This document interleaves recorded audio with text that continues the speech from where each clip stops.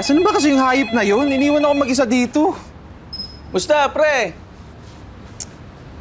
Saan ka ba nang galing, ha? Ang dami pa nating tatapusin dito, oh. Galing ako kay bossing, pre. Nagkukumpleto kasi ako ng requirements. Natanggap ako sa barko. O sa akin, di ka magpapaalam? Ba't ako magpapaalam sa'yo, pre? Nagpaalam na ako kay bossing. Ayos ka. Tsaka kasalanan mo rin yan, pre. Lahat ng mga dumadating dito, sinisimulan mo lang, hindi mo natatapos. Paano pag nagsawa ka, pinagliliban mo yung trabaho? Lilipat ka sa iba. Pre, nakita mo lahat yan? Under ng job order mo yan, pre. Ano, manenermong ka?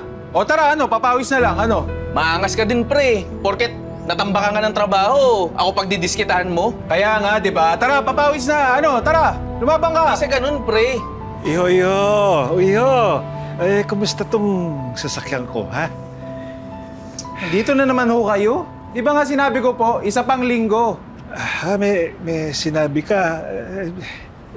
Pasensya na ulyanin. Sige, Mang Berting. Halika, sige, tara, pakita ko sa'yo. Maraming kailangan ayusin dito sa kotse mo, eh. Halika rito po. Yung rack and pinion nyo po, sira na, 43,000. Aircon filter nyo, 6,000. Yung wiper nyo, 300. Brake pads, pudpud na. Yung battery nyo, kailangan palitan. Busina, marami. Pwedeng installment? Hindi po pwede. Kailangan kong bayaran agad yung supplier. Ay, eto, may 50,000 ako rito, 50 milyan.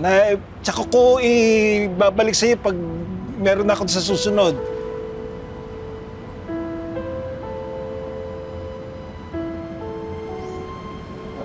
Sigurado ba kayo? Ayaw nyo na lang bumili ng bago? Iho, itong kotseng ito ang gusto ko. Maghihintay ako hanggang sa magawa mo siya. Di po kayo ng isang araw to, Mang... Berting. Balik na lang po kayo. Marami pang gagawin, eh. Ay, siya. Sige.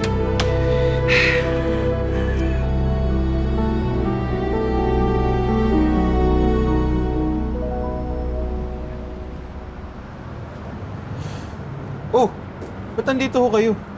Hinihintay kong magawa yung sasakyan. Ay, oo. Ito, bayad doon sa mga bibiling parts na bago. Mang Berting, nagbigay na ho kayo kanina. Siya nga ba? Ano po ba meron sa sasakyan na to? Tayo niyong pakawalan. Iho, first car ko yan. Inipon ko nung working student ako.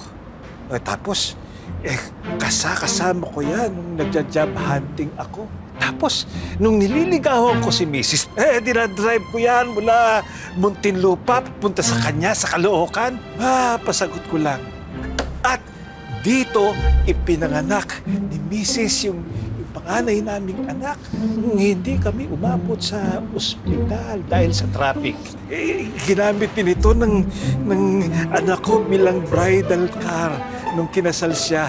At ginagamit ko rin ito paghatid sundo sa apo ko. Nung maliit pa siya at pumapasok sa kinder. Ganun po ba? Balikan niyo na lang po.